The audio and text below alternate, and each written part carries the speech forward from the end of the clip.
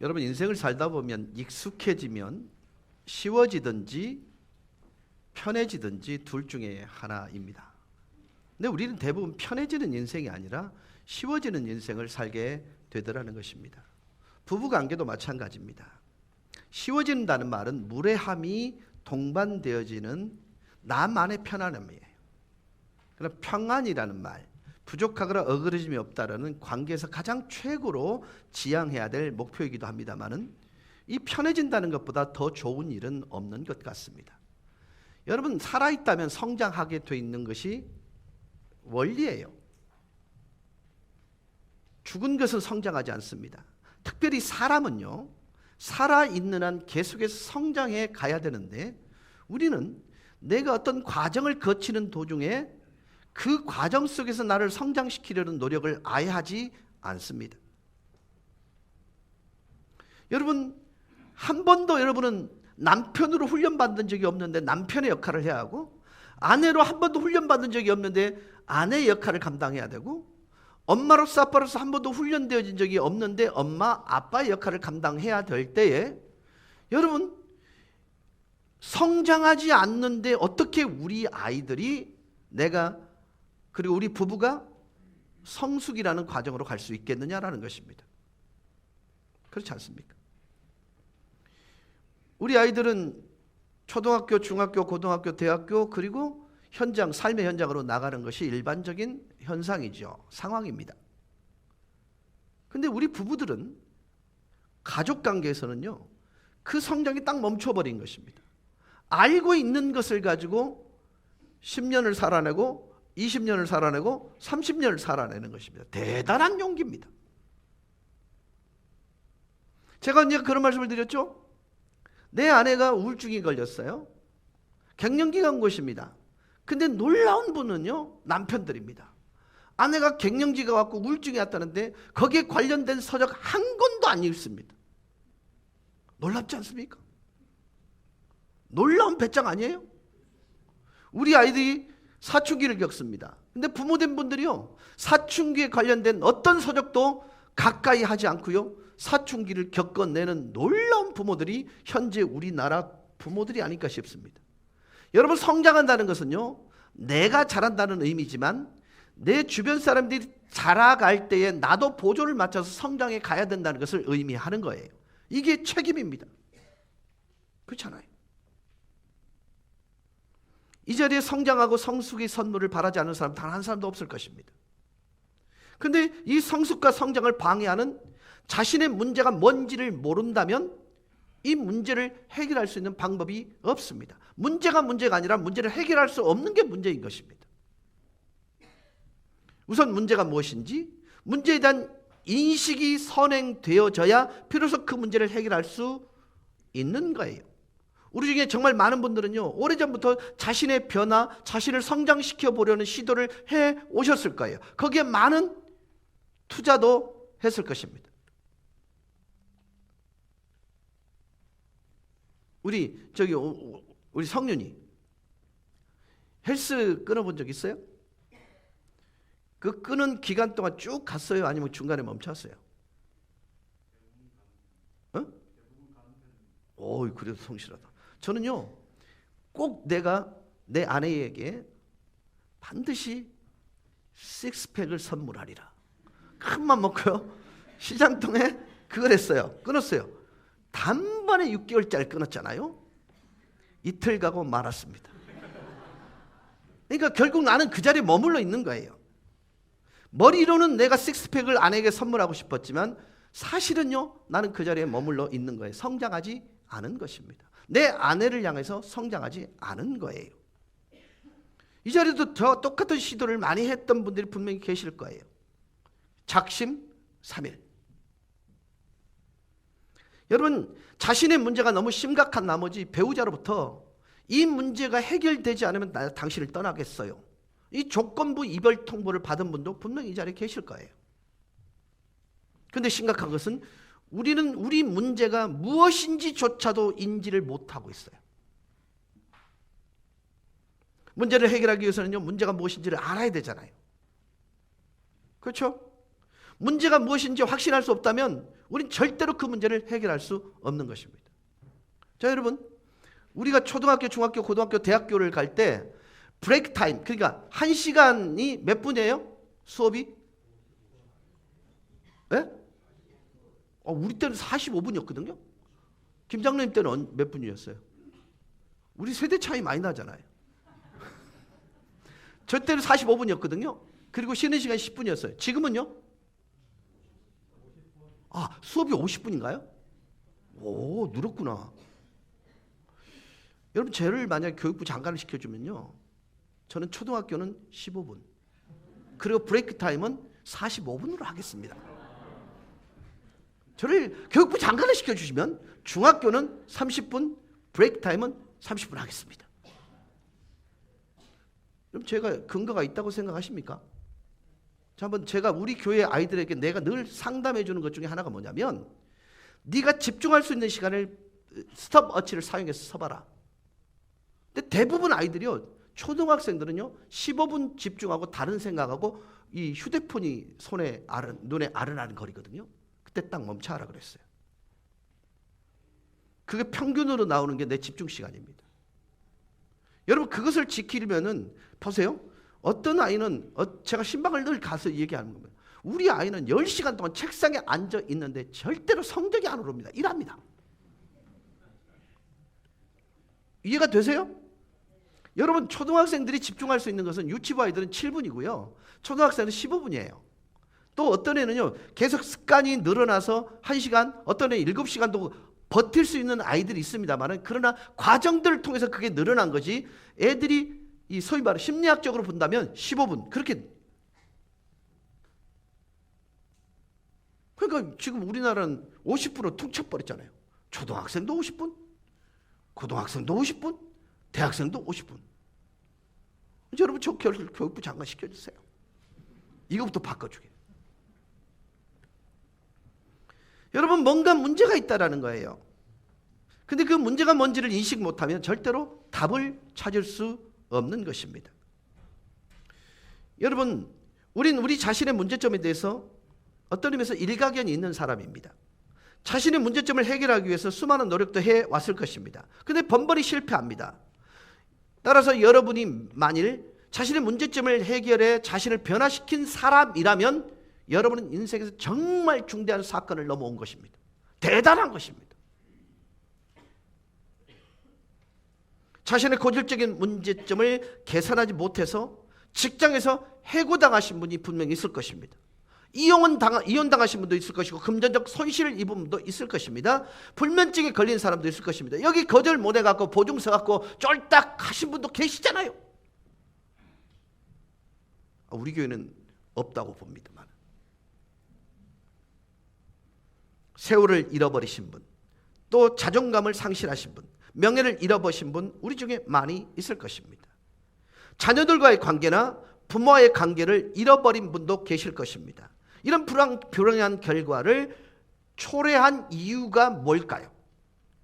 자신에게 어떤 문제점이 존재한다는 것과 그것을 해결해야 할 필요성에 대한 인식이 있음에도 불구하고 그 문제점을 해결하지 못했기 때문에 이러한 아픔의 결과들이 분명히 존재하더라는 것입니다. 그렇지 않나요? 우리 아내들에게 물을게요. 찬양대원들, 남편들은 좀 눈을 감아주시면 좋겠는데요, 내 남편은 고칠 것이 하나도 없다. 손 한번 들어보세요. 퍼펙트하다. 우리 남편분들, 내 아내는 하나님이 주신 선물로서 손댈 게 하나도 없다. 손 한번 들어보세요. 그래서 여러분 쓰는 방법이 뭐예요? 끝없이 잔소리를 하죠. 근데 여러분, 남편이 변할 때, 아내가 변할 때는요, 아내가 바뀔 때 남편이 바뀌고요, 남편이 바뀔 때 아내가 바뀌어요. 그러니까 우리가 아무리 많은 잔소리를 해도 그 사람을 바꿀 수 있는 방법은 존재하지 않습니다. 왜냐하면 본인들이 본인의 문제를 알아요. 나는 고집이 안 세다. 한번 손 들어보시겠어요? 그러면 여러분한테 제발 고집 좀 피우지 마, 이런 말 한 번도 안 들어보신 분 손 들어보세요. 그럼 내 문제점은 고집이 세다는 건데요, 고집 피울 때 고집 피우는 거 그거 당연한 것입니다. 그러나 남자가 가오가 있지, 뭐 이런 생각이라면 절대로 안 되죠. 제가 어제 너무 피곤해가지고요, 일찍 자려고 탁 넘었는데 아내가 제 방을 싹 돌아오다가 양치질하고 자는 게 어떨까요? 하고 들어가. 아니 좀 하루 좀 쉬면 어떤데? 네요. 오늘 아침에 내가 새벽에 올라오다가 우리 성도 한 분하고 마주쳤단 말이에요. 대화를 하는데 그분이 가까이 오는 거예요. 만약에 어제 저녁에 내가 양치질 안 하고 잤다, 그럼 제 입에서 뭐가 나갈까요? 아주 유해한 독가스가 나가지 않았을까? 그때 내가 만약에 옛날 같았으면요, 아 그만 잤다, 하루쯤 안 한다고 죽나, 이랬을 거란 말이에요. 근데 한번 쉬 왔다가 둘러가면서 양치질하고 주무시는 거 어떨까, 이러고 하는데 감동이 와요. 양치질을 해야 되겠다. 참 미안합니다. 치사 빤스 갖고 예를 드는데요, 사실 그런 거예요. 그까짓 것이라 여기는 것이 사실은 하나님이 보실 때는 거룩한 일이 될 수도 있는 거고요, 하찮은 일이라 여기고 남이 하지 않는 일이라고 여겨서 우리는 도외시하지만 그것이 거룩한 일이 될 수 있더라는 것입니다. 그래서 여러분, 나를 변화시킨다는 것은요, 위대한 일인 것입니다. 자, 신약시대에 나타난 사도 바울의 가르침을 근거로 해서 우리의 문제점이 무엇인지 좀 진단해 보십시다. 우리 모두에게 누구에게도 하지 못하는 정말 은밀한 문제가 존재합니다. 아무도 여러분의 그 은밀한 문제점을 모르고 있을 수도 있습니다. 그러나 저는 적어도 여러분이 여러분의 문제를 인정하고 시인할 수 있는 사람이 되기를 원합니다. 예. 여러분, 저는요, 제 자신을 변화시키기까지 꽤 힘든 과정을 거쳤습니다. 본바가 그거였으니까요. 저는요, 공격자와 동일시된다는 그 말을 저 개인적인 경험을 통해서 경험한 사람이에요. 그러니까 가장 미워하는 사람을, 가장 싫어하는 사람을 닮게 돼 있더라는 것이죠. 저는 저희 아버지가 그렇게 그 가정폭력을 행사하실 때 저는 정말 아버지하고는 닮지 않을 거야, 나는 내 아내에게 최고의 남편이 될 거야, 얼마나 견고하게 다짐을 했는데요. 근데 어느 날 아내가 뭐 긁을 일도 없는데 제 사역을 위해서 진력해줬던 사람이거든요. 그러니까 한 달에요 15,000원 갖고 생활할 때도 있었단 말이죠. 불만 없이 따라오던 그 사람이 어느 날 아니라는 거예요. 그건 아니라고 봐요. 계속 하는데 은근히 부해가 올라오는 거예요. 그리고 소리를 확 지르고 그만했어! 그러고 내가 서재로 가가지고요, 그 서재에 이렇게 놓여있는 보료 있죠, 긴 베개를 막 때리고 있는 거예요. 자, 여러분, 제가 내 아내를 안 때렸을 뿐이지 내 아내를 때린 건 맞아요, 안 맞아요? 맞아요. 감정이 이미 갔으니까. 그때 얼마나 내가 비참했는지 몰라요. 내가 그토록 닮고 싶지 않았던 아버지를 닮았네? 공격자와 동일됐네? 여러분, 그 과정, 그 잘못되어진 내 마음속의 상처를 치유하는 데는요, 꽤나 힘든 과정이 있었습니다. 읽고 듣고 배우고 보았음에도 불구하고 내 자신을 바꾸는 일이 그렇게 쉽지 않더라는 것입니다. 왜냐하면 내 자신에게 문제가 있다는 걸 스스로 인식하지 못하니까요, 바뀌어지지를 않는 거예요. 제 자신의 문제에 대한 인식이 결여되어 있다 보니까요, 안 바뀌는 거예요. 성경은 이렇게 말하죠. 다른 사람의 눈 속에 있는 티는 보여도 자기 속에 눈에 있는 들보를 보지 못한다. 여러분, 이 문제의식에 대한 전환의식이 없다면요, 우리는 절대로 변화가 안 됩니다. 여러분, 저는요, 요즘 정치인들 보면서요, 대단한 천재들이다.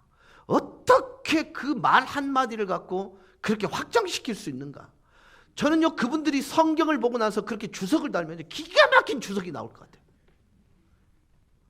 어떻게 그런 의미가 나오지? 아, 나는 그거 같지 않은데. 그렇게 말하는 사람들은요, 의인처럼 보여요. 그래도 되는 사람처럼 보여요. 여러분, 누군가에서 그래도 되는 존재는 없습니다. 그렇지 않습니까? 그러니까 안 바뀌는 거예요. 아, 나 역시 뭐든 뭐다. 이 생각을 갖게 되면요, 내가 변화되는 거예요.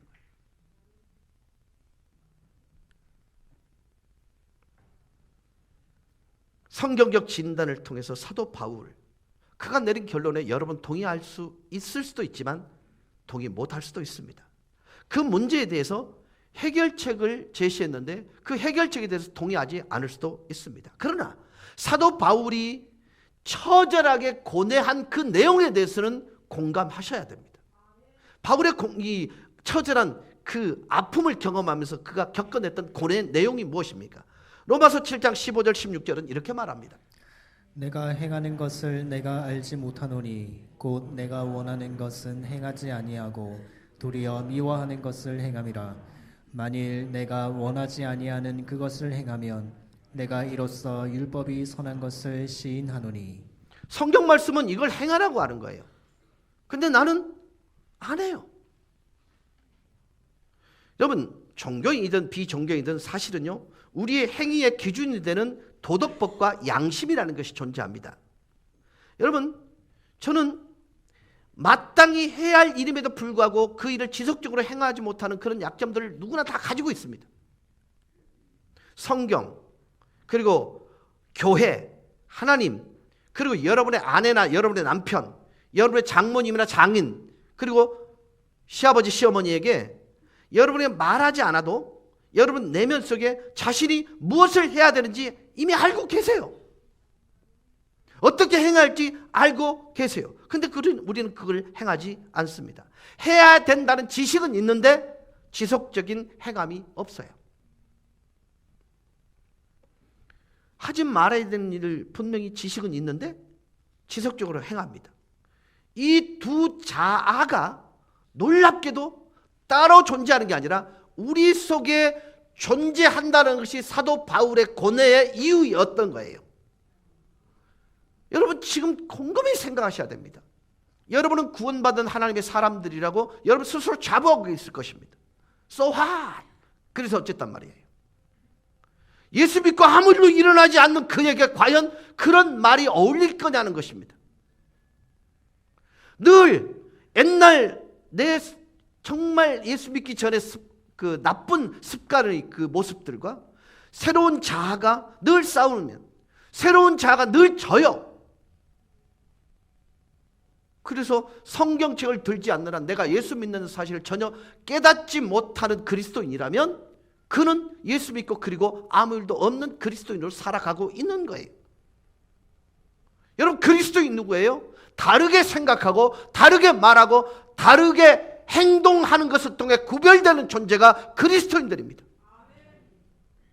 여러분, 그리스도인이 다르게 산다는 것은요, 내 성령의 생명의 법이 사망의 법을 강력하게 제어하고 하나님의 말씀의 식과 법이 나의 삶의 식과 법으로 자리 잡게 될 때에 설명 불가능한 일이 우리 가운데 일어난다는 것입니다. 그게 변화된 나의 모습을 보여준다는 것입니다. 그런데 때로는 질 수도 있고 이길 수도 있다는 건 인정합니다. 그러나 내가 구원받은 사람이라면 옛날에 변화되지 않은 모습들이 여전히 내 속에 있다는 걸 인정하면서 이것이 불쑥 올라올 때 내가 예수의 이름으로 명할 때에 나는 선한 행위를 선택할 거야. 물러가. 그리고 선한 행위의 첫걸음을 내딛는 것이 사실 그리스도인의 삶이라 볼 수 있는 것입니다. 여러분, 세상의 빛 42일 그렇게 얘기했으면 한 번쯤은 움직여야 될 거 아닙니까? 그러면 꼭 이란다. 다음 주에 할락했어요. 여러분, 지금 하지 않는 사람은요, 내일 못 합니다. 지금 행복하지 않은 사람이 어떻게 미래에 행복할 수 있어요? 저는 늘 그렇게 생각합니다. 과거가 여러분을 장악하게 될 때 여러분은 절대로 행복하지 못해요. 미래에 대한 불안이 여러분의 마음을 장악하고 있을 때 현재 행복할 수 없는 것입니다. 정말 중요한 것은요, 현재, 지금, 카이로스, 주님의 시간을 살아갈 때에 행복의 노래가 불려지는 것입니다.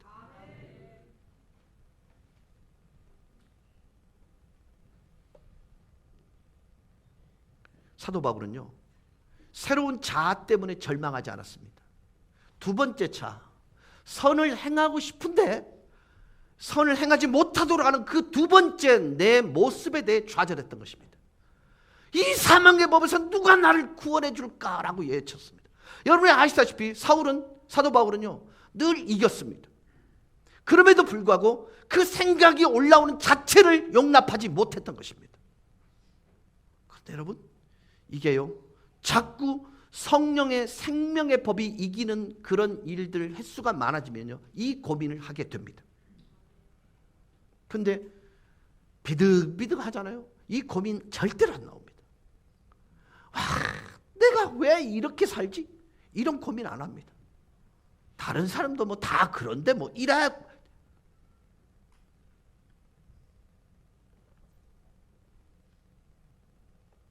사도 바울은 로마서 7장 18절 하반절에 이렇게 말씀합니다.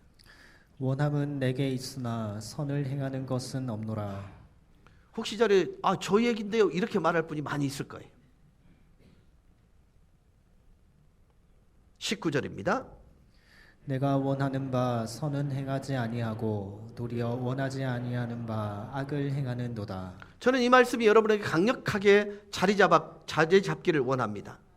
여러분, 이 말씀을 곰곰이 묵상하다 보면요, 이 말씀을 믿게 되거나 아니면 적어도 이 말씀이 나에 관한 말씀이라는 걸 인정할 수밖에 없을 것입니다. 보세요, 내가 원하는 바는 좋음이에요. 근데 항상 원하는 바를 행하지 않아요. 좋음을 선택하지 않아요. 내가 여러분 기따갑도록 얘기하는 게 뭐예요? 하단을 갖다 보면 잡초는요, 심지 않았는데 풍성해지는데 순식간에 확장성이 있어요. 근데 내가 가꾸고 싶은 꽃은 가꾸지 않으면요, 절대로 예쁜 꽃을 피우지 않아요. 그래서 여러분, 선함은 가꿔야 하고 나쁨은 내버려 두면 되는 것입니다.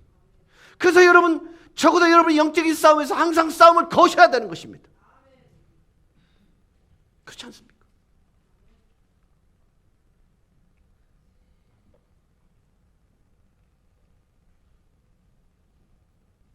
여러분께 한 가지만 물을게요.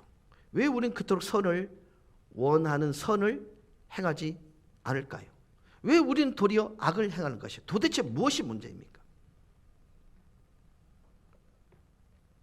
사도 바울은요, 놀라운 고백을 합니다. 자, 여러분 한번 물어볼게요. 여러분 그 소위 집에서 그 애완견이나 아니면 반려동물을 키우시죠? 그러면 애완견을 어떻게 해서 여러분 키우세요? 훈련시키시죠? 참나. 훈련시키시죠? 근데 우리는 왜 변화를 안 할까요?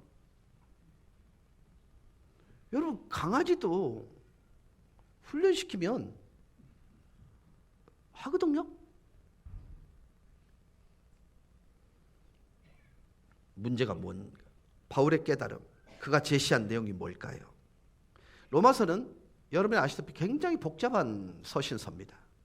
왜냐하면 이 편지를 받은 사람들이 로마 속에 있는 유대인들이에요. 즉 이렇게 노예로 잡혀가거나 아니면 그 국가에 순응해서 편안한 삶을 유지하던 유대인들이 예수 그리스도를 메시아로 믿고 난 그런 사람들이란 말이죠. 근데 완전히 이해하기 어려운 것 중에 하나가 뭐냐면, 이 로마서를 바울이 직접 기록했을까요? 기록하지 않았을까요?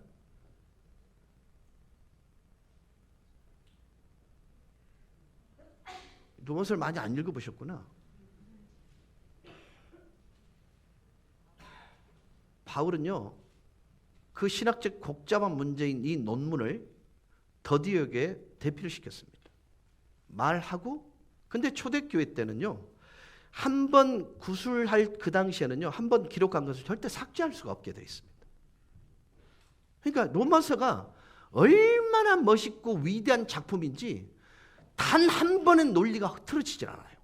그러니까 그만큼 더디오에게 하나님께 성령의 감동을 주셔서요 완벽하게 기록하게 만들었는데요. 이게 사실은요 사도 바울이 그냥 누워서 성령의 감동으로 불러주었어요. 여러분 저희가요 신학을 해보지만 정말 위대한 책이거든요. 모든 철학이 다 녹아져 있고 논리가 녹아져 있고요. 이걸 이렇게 뭐라 그럴까요? 반박할 수 없는 감당이 안 되는 깊이가 있는 그 영적인 서적이에요. 근데 그 부분에서 사도 바울이 얘기하는 것은 그렇습니다. 내가 누구인지를 깨닫게 되면 나는 문제를 해결할 수 있는 사람이 된다. 그 부분들에서 가장 핵심적인 구절이 어디냐면 로마서 5장 6절입니다. 우리가 아직 연약할 때에 기약대로 그리스도께서 경건하지 않은 자를 위하여 죽으셨도다. 해결책이 무엇인가를 알기 위해서는 풀어야 할 숙제가 있는데 사도 바울은 자기 안에 실제적 자아가 어떤 것인가를 깨달았어요. 그게 뭐냐면 경건하지 않은 자. 사도 바울은요 우리를 어떻게 묘사하고 있냐면 경건하지 않은 자. 바울의 의도가 무엇인지 설명을 할게요. 여러분 자신을 표현할 때 대부분 여러분은 나는 불경건한 사람이야 라고 말하기 전에 나는 불완전한 사람이야 라고 말을 많이 하시죠. 그렇죠? 예. 왜 그렇습니까? 하나님이란 분이 완전하다는 걸 알고 있고 반면에 그분에 의해 지음을 받은 우리는 불완전한 존재라는 것입니다. 그러니 하나님이란 분은 경건의 대상이고 우리는 하나님이 아니기 때문에 불완전하고 불완전한 존재는 불경건할 수밖에 없다. 이런 논리로 사도 바울은 내가 불경건한 자라고 얘기하고 있는 것입니다. 그래서 여러분은 불경건한 존재일 수밖에 없습니다. 세상에서 가장 추악한 악을 일삼는 사람이므로 불경건이라 그렇게 말하는 게 아니고요. 불완전한 존재이기 때문에 불경건하다. 이게 사도 바울의 논리입니다. 자, 여러분 이 점을 근거로 해서 우리 자신을 포함한 우리 모두는 불경건한 자다 이렇게 말합니다. 자, 이 싸잡아서 얘기하니까 여러분 피부로 못 나는데요. 옆에 분하고 짝을 지어갖고 당신은 불경건한 자입니다라고 얘기하면 기분 좋아요, 안 좋아요?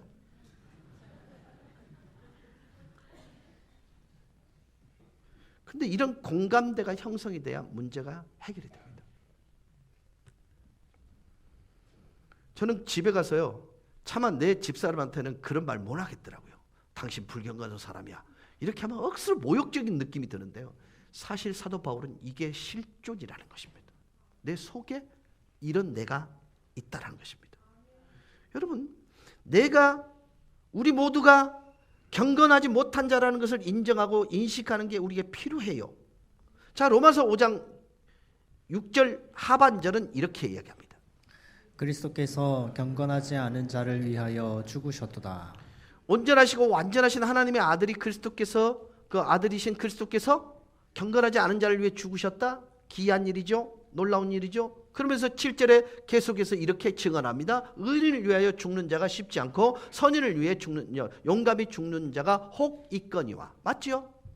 여러분, 내가 어미로서 자식을 위해 죽는 경우도 있고요. 자식이 어미를 위해서, 아비를 위해서 희생하는 삶이 분명히 있습니다. 그런데 불경건한 자를 위해 죽어준다? 이게 가능한 일이라는 것입니다. 사도 바울의 논리는 이것입니다. 자, 이것을 인정하면 사실은 선을 행하고 싶은데 악을 행하고 있는 내 모습에 대한 정확한 문제 진단이 나옵니다. 자, 그것을 위해서 누가 죽어주셨다고요? 예수 그리스도가 죽어주신 거예요. 그래서 새로운 예수의 가치와 예수의 정신, 예수의 거룩한 여기신 성령께서 우리 안에 오셨어요. 근데 우리 속에 있던 옛날의 옛 자아가 사라지는 것이 아니라 멀어지는 게 아니라 여전히 내 마음속에 자리 잡고 있다는 것입니다. 이게 끊임없이 싸우는 거예요. 그때 우리가 나는 불경건한 자라는 전제를 단다면 적어도 악을 행하게 하려고 하는 얘가 내 속에 있는 다른 자, 두 번째 자라는 걸 인식하면 이게 성령의 생명의 법이 이 소위 두 번째 자를 이길 수 있다. 이게 사실은요 사도 바울의 논리인 것입니다. 이제는 말씀을 정리할게요. 뭐 그냥 간간히 들을 만한 얘기는 있는데 전체를 통으로 치면 이와 같은 것입니다. 우리는 절대로 좋음을 추구하는 존재이지 나쁨을 추구하는 존재가 아니에요. 맞죠? 좀 더 성장하고 그리스도 예수를 닮음을 추구하는 게 우리 그리스도인들입니다.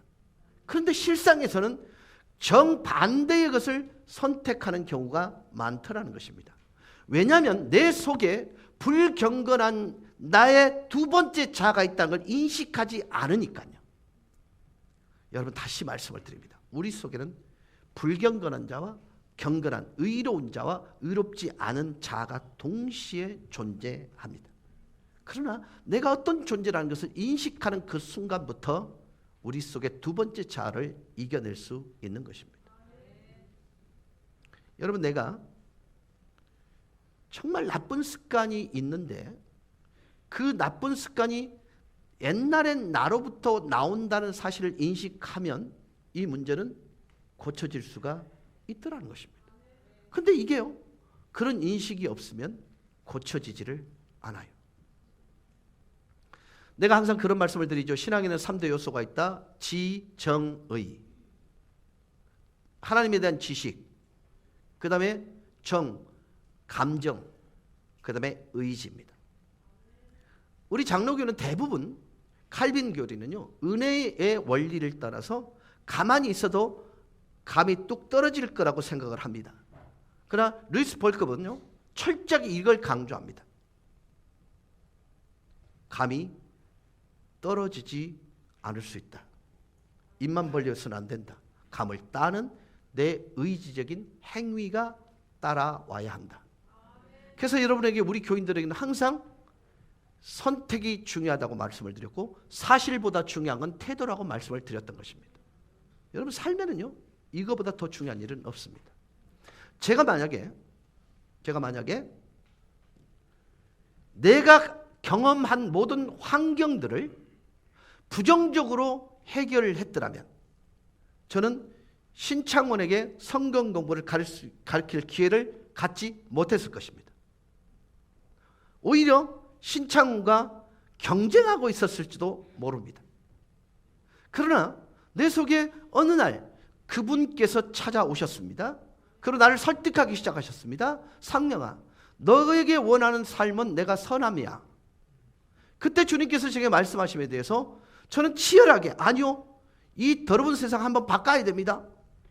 그래서 제가 운동권에 열심히 운동을 했잖아요. 잡혀가기도 했잖아요.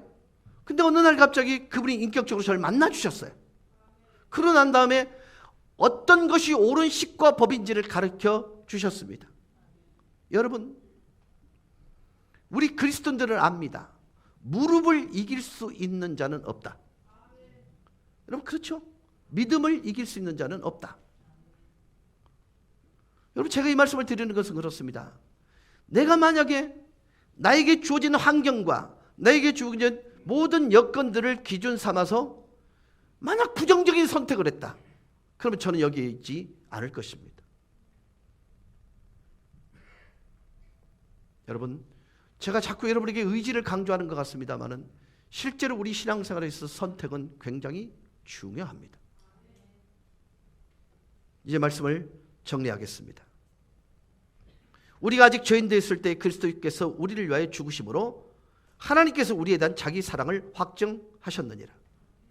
여러분 우리는요 그분이 구원할 만한 어떤 조건을 충족시키거나 또 그분이 원하시는 바에 커트라인까지 올라간 경험이 전혀 없는 사람입니다.